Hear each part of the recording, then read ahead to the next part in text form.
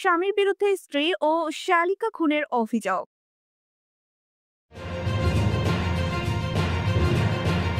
CTV71 সত্যের পথে অবিচল। ব্রাহ্মণবাড়িয়ার কসবায় স্বামী সামিউল ইসলামের বিরুদ্ধে স্ত্রী ও শালিকাকে খুন করা হয়েছে বলে অভিযোগ উঠেছে। আজ সোমবার সকালে উপজেলার গোপীনাথপুর ইউনিয়নের ধ্বজনগর গ্রামে বাবার বাড়ি থেকে তাদের মরদেহ উদ্ধার করে পুলিশ।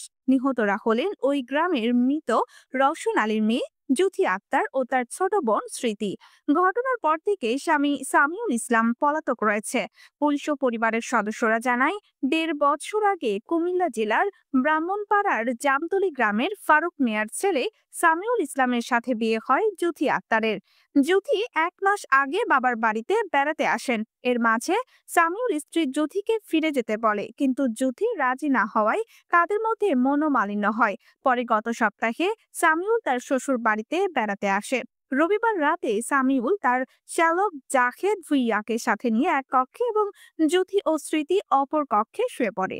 রাতে ঘরের ভেতর দুলাভাই সামিউলের সন্দেহজনক চলাফেরায় সন্দেহ করে শ্যালক জাহেদ। এক পর্যায়ে সে তার দুলাভাইকে খুঁজে না পেয়ে বোনদের কক্ষে গেলে সেখানে সে তাদের মরদেহ দেখতে পায়।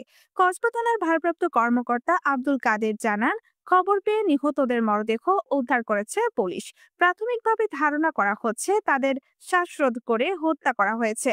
মরদেহগুলো ময়নাতদন্তের জন্য জেলা সদর হাসপাতাল মর্গে পাঠানো হয়েছে।